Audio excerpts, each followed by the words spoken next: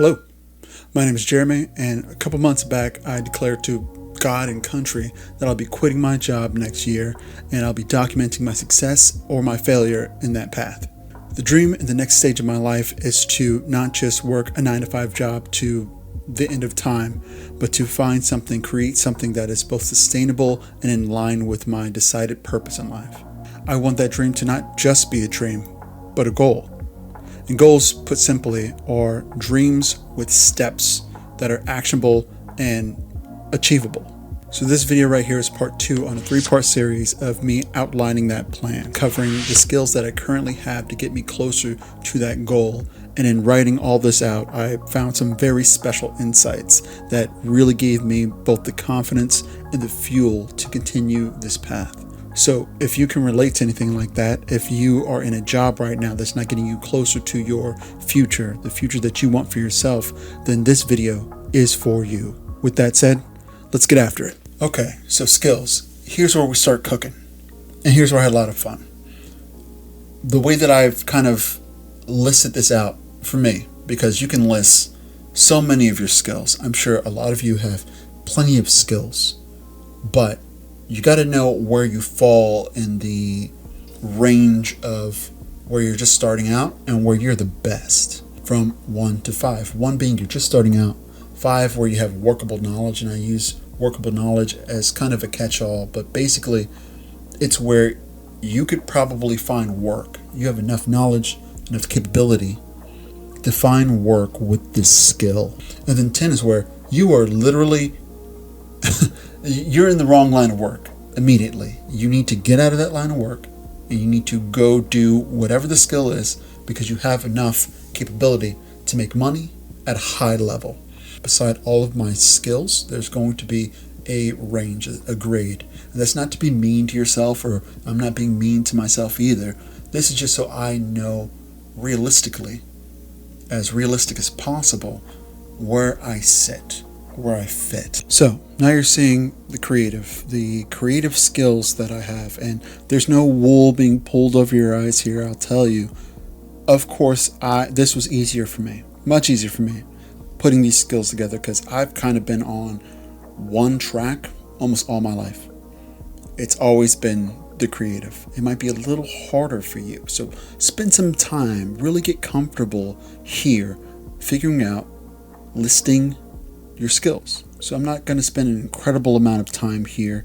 Concept creation, photos, which are photography, film, which is filmography, videography, whatever you want to call it, 3D, 2D art, I went to school for that, graphics, graphic design, photo, video editing, and cooking. Some of these are higher, some of these are lower. I've only put anything 5 or above because that's workable knowledge. That's a skill that I can use right now to make money. You don't need to be a 10. You do not need to be a 10 to make money. Let's believe in when someone sees your work and likes it and wants to pay you for it, that's what's important.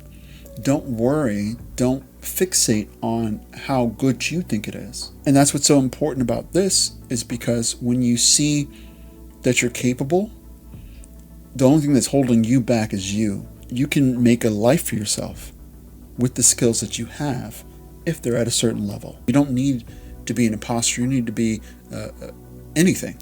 If someone sees your work and they want to pay you for it, let them pay you for it and do the best possible work that you can, and then move on. Like we're going to move on. One of the notes, or the only note here, is harder fit but doable. I put that there because I don't have a tech background, but it doesn't mean that you can't use some of this knowledge to get other jobs that aren't specifically tech based. So let me go ahead and just talk about the Google Suite. I put an 8 there because I'm very comfortable. I've been using the Google Suite. Some companies only use the entire Google Suite, and when you can have a seamless transition into a company like that and say, hey, I know the Google Suite, and show that skill set, that can lead you into a couple other opportunities that maybe you hadn't thought of. Oh boy, talking about not a perfect fit. So, and I have this, may require creativity. and thinking about figuring out, hunting down other ways that it might work. So automotive, with my Sonata, I have done a lot of work to keep this thing moving, my car.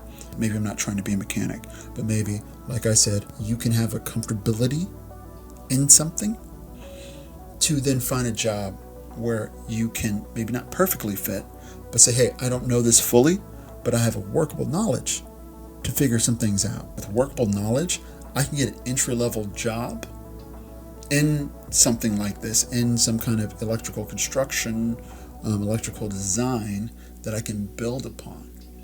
It's hard to start from zero in a skill and get to workable knowledge. There's so much that you don't know to get to that workable knowledge. I don't understand why you would start from zero when you have so many other skills to springboard off of. Use what you have to get where you're trying to go. That's what we're trying to do here. Moving on. So in this whole assessment of myself that I did, I had such a great time. And I also will tell you that I got so much more confidence in what I'm doing here through this. I learned that there is easy work out there for me that is better than the job that I'm doing right now, that will give me more money, more time, more benefits. You just have to look. You just have to know how to look. I'll say a big thing, and I'll write this right here. Entry level. Always look for this. Always look for this in job titles.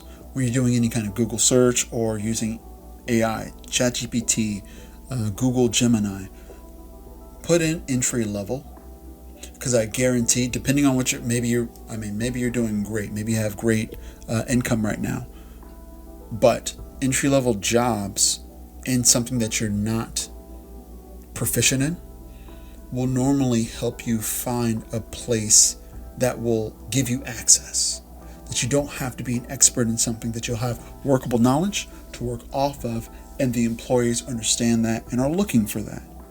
This was great for me, and I hope it's as good for you to do this practice so you can get as much out of it as I did. Because, of course, I'm not going to lie to you, I have plenty of fears going into what I'm going into right now. I'd be crazy not to. But fear is in the unknown. It's in the darkness. And when you shed light on things with knowledge, you get away from that fear. So that's what this whole thing's about. Fear doesn't live well in the specific. It's in the unspecific. Not my quote. That probably goes to many people other than the person that I'm going to talk about really quick. But that's Alex Hormozi. Love that guy. You should look him up. Let's move on. So project management skills. This is good for a lot of office jobs, which I put this little note for myself right there.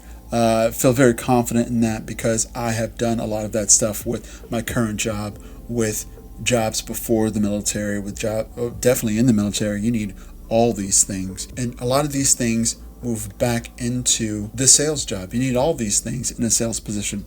So what is the last thing here, which everyone should have in any job? If you ever had a job, you can understand hospitality.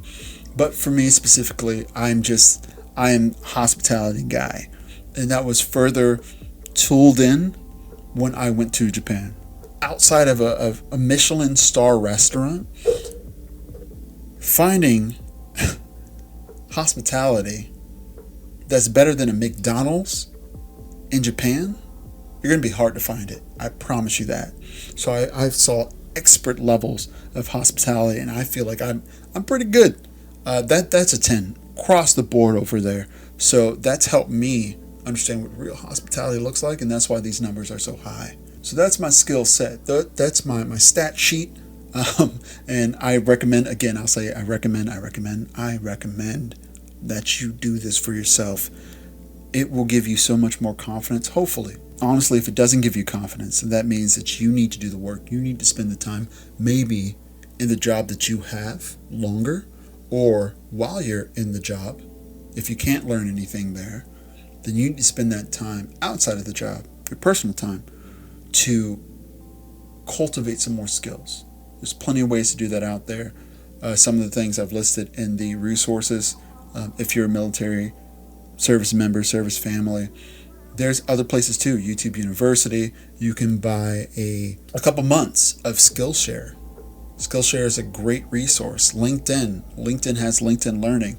I recommend these things to you because if you don't have the skill and you want something, you got to work for it. Nothing worth anything is easy. So if you want it, work for it. Spend that time. Not easy, but you got to do it. So that's it. That's my skills for getting to the future state that I'm trying to get to. I, again, as I talked about, had a lot of fun working through all my skills and seeing how doable this is. I hope you do the same thing. Please do it. As you've seen, I've gotten so much more confidence in where I'm trying to go with jotting all this down.